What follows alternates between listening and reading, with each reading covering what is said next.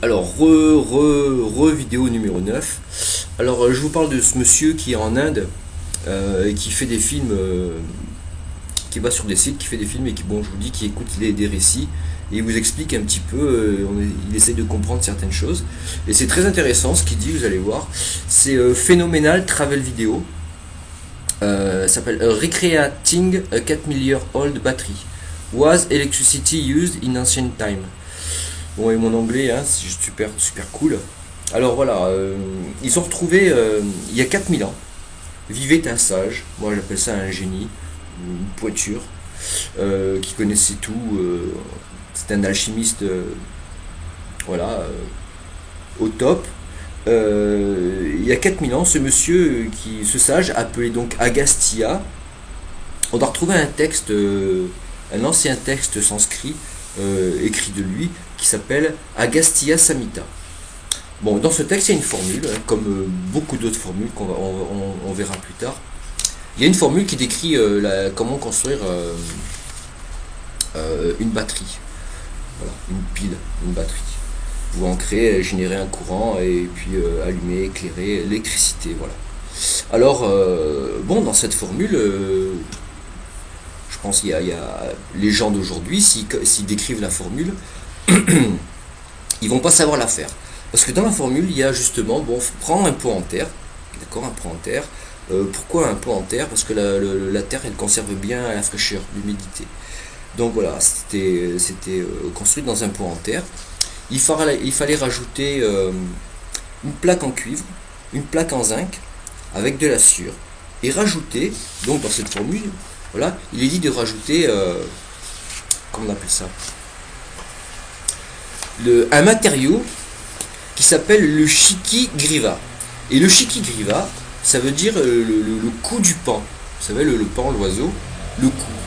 Et le cou du paon, il est bleu, une couleur bleu clair, très belle couleur.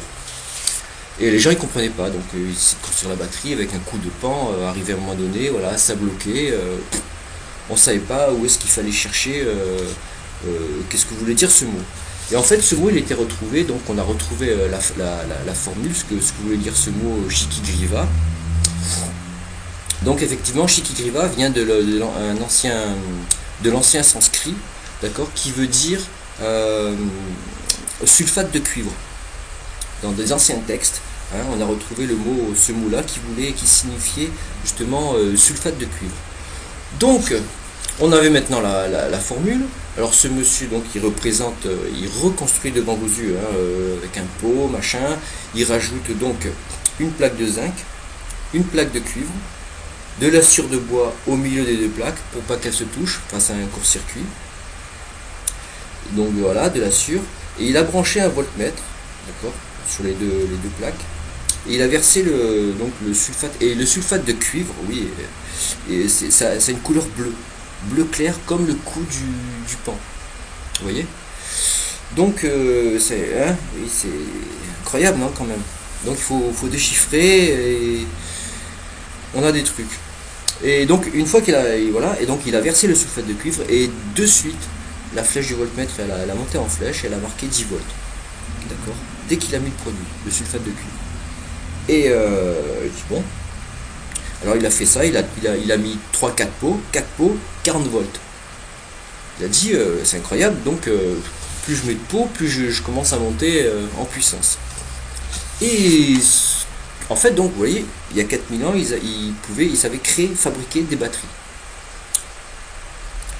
Et on se rend compte aujourd'hui, il n'y a que 200 ans qu'on sait fabriquer une batterie. C'est grâce à monsieur Alessandro Volta, d'accord, qui a trouvé, qui a inventé la première batterie. Voilà, le plus, le moins, voilà, les premières piles. Donc il y a à peine 200 ans. Alors je vous montre un petit peu comment c'est. Je sais pas si vous allez bien voir, vous mettez arrêt sur image, hein, pour voir. Bon, le dessin il est un peu bidon, je reconnais. Voilà, hein, je sais pas si vous l'avez là en entier. Voilà. Donc, et Agastya, il a dit dans son texte, hein, il a dit si vous mettez sans poterie, sans batterie, vous aurez de la puissance. Et effectivement, moi je veux bien croire qu'à l'époque, ils avaient des machines-outils, ils s'en servaient pour au niveau de la médecine, au niveau de la construction, de l'architecture, pour la science, pour l'étude de tout un tas de choses. Ils savaient tout un tas de choses, ne croyez pas.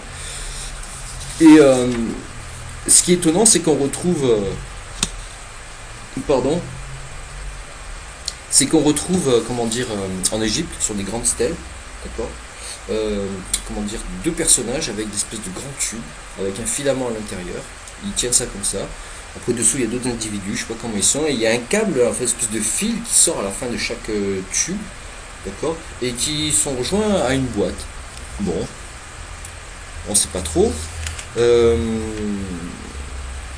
et donc, par rapport à ces stèles, ces sculptures, ces gravures égyptiennes, elles sont datées de 4000 ans. Donc, vous voyez, ça se rejoint. Et après, voilà, bon, ce qui se passe, c'est qu'aussi on se dit, bon, puisque ils connaissaient tout ça, donc ils avaient sûrement des machines-outils, effectivement, on retrouve des traces, d'accord, de forage dans différents sites, partout autour du monde, où il y a, on voit des ronds parfaits, des tranches comme du sillage dans la roche.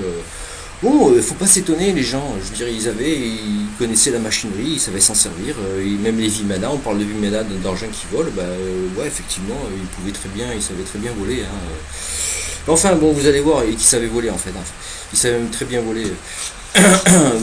Donc, et voilà, c'est une des raisons pour laquelle on se dit, mais en fait, toutes ces grosses structures ont pu être construites très rapidement. Moi, je parle de la pyramide de Giza, comme le temple de Kalaïcha, là où on trouve complètement sculpté, gravé dans du granit, dans de la roche, une ville entière. Mais en plus, ils avaient le savoir pour rendre la pierre molle, vous voyez, pour ramollir la roche.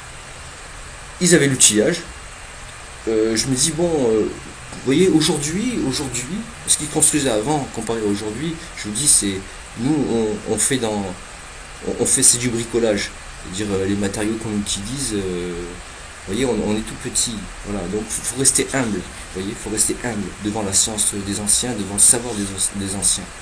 Aujourd'hui, ça va, on l'a plus, d'accord, voilà, on construit avec des briquets de broc, tiens, des découvertes ci, des découvertes là, mais bon, vous voyez, si on avait tout, si tout était resté, la connaissance et le savoir à l'humanité, vous voyez, on n'en serait pas là, il n'y aurait plus de guerre, plus de famine, c'est terminé tout ça, notre planète, elle irait bien, quoi. On saurait tellement de choses que... Vous voyez. Mais non, vous voyez, on ne sait pas pourquoi, à un moment donné, hop, on trouve plus de traces de trucs de là, à part, je vous dis, dans des sculptures, des machins, des textes qu'il faut aller chercher, des mots... vous voyez, parce qu'à l'époque, je vous dis, ils utilisaient entre eux c'était pas des codes, puisqu'on retrouve ces mots-là dans d'anciens textes, mais bon, il faut savoir que ces mots-là, vous voyez, par rapport à certaines formules qui ont été écrites, il y a des mots, voilà, il faut qui nous réfèrent à d'autres mots. Et peut-être ainsi de suite, et avec peut-être, bon, voilà.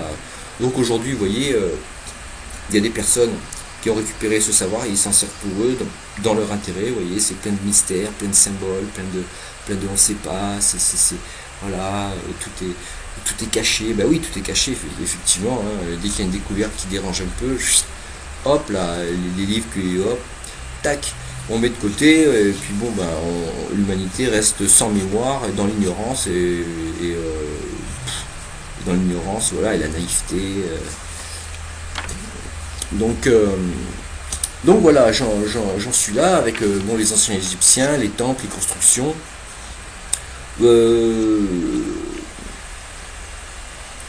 Après, je vous dis, les anciens, ils enseignaient à l'humanité, puisque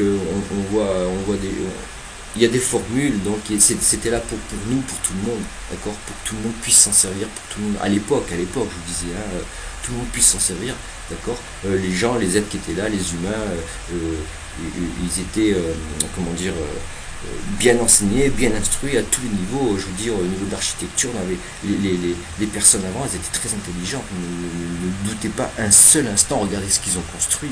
Ne doutez pas un seul instant de leur intelligence. Ne remettez pas en question ça. Observez, regardez dans les sites mégalithiques, comment ils ont été construits, qu'est-ce qui a été fait. Je veux dire, c'est... Voilà, c'est tout. Maintenant, regardez aujourd'hui nous ce qu'on construit. Bon, je veux dire, il y a un grand écart quand même, non? Au niveau, je sais pas, ne serait-ce que matériaux, architecture, finesse de construction.